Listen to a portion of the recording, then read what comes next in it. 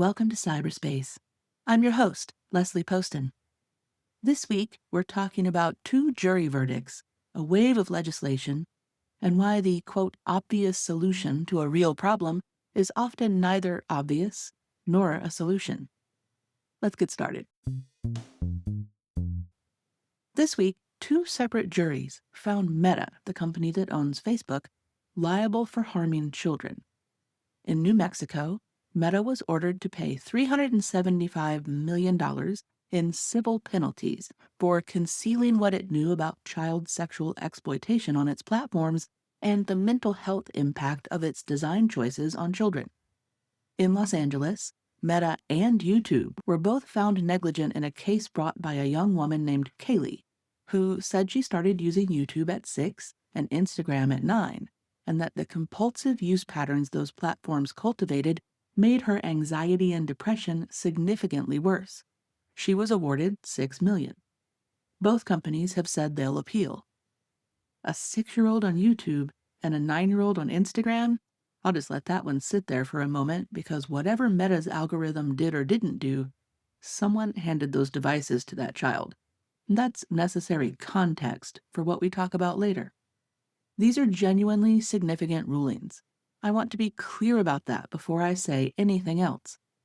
Internal documents presented in court showed that Meta's own researchers in a study internally called Project Myst found that kids who'd already experienced trauma and adverse childhood events were the most likely to get addicted to Instagram, and that parents were effectively powerless to intervene once that hook was set. The jury heard that Meta's internal communications compared the platform's effects to pushing drugs and facilitating gambling. These weren't allegations invented by plaintiffs' attorneys. These came from Meta's own files. So this harm is documented. The corporate knowledge of this harm is documented. The deliberate design choices that maximized engagement at the expense of vulnerable kids are documented. A fine of $375 million sounds like a lot of money until you know that Meta's revenue last year was about $201 billion. That fine is less than 0.2% of their annual revenue. It's not accountability for Meta, it's an amount they can file under the cost of doing business. This is a real problem that got a real day in court. Hold on to that, because the next part of this story is where things get a little complicated. Within hours of these verdicts, the policy conversation had already pivoted to age verification laws and digital ID requirements as a, quote, logical next step. If platforms are harming kids, the argument goes, we need to verify who's a kid and who isn't. We need age gates, digital ID checks, before anyone can access the internet or social media. Some states are already there. As of right now, half the United States has some form of age verification mandate either in effect or coming. 9 states saw their laws take effect in 2025 alone, and more are coming in 2026. Here's what those laws actually require in practice. Depending on the state, you may need to upload a government-issued ID to access social media. Some laws call for biometric scans, photographs of your face, your fingerprints, scanned or a picture of your eye, submitted to third-party age verification vendors, who are private companies with their own data retention policies, their own security vulnerabilities, and their own incentives. The Electronic Frontier Foundation, which has been tracking this issue closely, describes these systems pretty plainly that they are at their core surveillance systems. Every method currently in use collects sensitive personal data and creates a record of who you are tied to what you're accessing online. And there's a practical problem that doesn't get discussed enough. These laws are trivially easy to bypass with a VPN, which is why several states are now floating the idea of legislation to ban VPNs. If that sounds like a logical endpoint that concerns you, good, you're paying attention. The people who are most harmed by stripping online anonymity aren't teenagers looking to scroll Instagram. They're domestic violence survivors who rely on anonymity to stay hidden from their abusers. They're journalists and whistleblowers. They're LGBTQ youth in states where their identity puts them at risk, who use online spaces precisely because those spaces don't require them to be traceable. Across the world, 81% of internet users live in countries where people have been imprisoned for something, usually something innocuous, that they've posted online. What works in an authoritarian country and what's being proposed here aren't as different as we'd like to think they are. We've done an episode on the psychology of how "for the children" as a phrase gets used as a rhetorical shield for policies that would never pass on their own merits. And this is a textbook example of that pattern in action. A jury hands down a verdict that moves people emotionally, and justifiably so, and that emotional window gets used to push surveillance infrastructure that was already waiting for the right moment. Let's talk about what's actually happening in our heads right now, because the timing of this is certainly not accidental. When something bad happens to a kid, especially something that involves a large, faceless corporation that we already have complicated feelings about, our brains do something predictable. We experience scope insensitivity combined with an availability cascade. We've talked about those in other episodes. The harm feels total and universal because the story is vivid and emotionally immediate. The proposed solution gets evaluated less critically because we're in a state of high moral arousal. We want someone to do something, and the first thing that sounds like an action tends to win. This is the same mechanism I talked about in the episode on doom scrolling, the way that vivid, emotionally activating content can distort our sense of probability and scale. And it's the same mechanism we discussed in our social media and kids episode, where I pointed out that the research on social media harm is significantly less and significantly more complicated than the headline version that sells books and whips up a moral panic. The girl at the center of the Los Angeles case had a genuinely difficult life that predated social media, and that's not a reason to dismiss her experience or dismiss Meta's liability. But it is a reason to ask whether a digital ID system would have changed her outcome, or whether it simply would have made her invisible to any parts of the internet that were actually helping her. The American Academy of Pediatrics has had guidance out for years on the developmental harm of screens for very young children. That information isn't hidden. A digital ID requirement doesn't reach back and change the decision to give a 6-year-old a YouTube account. And it doesn't change the next one either.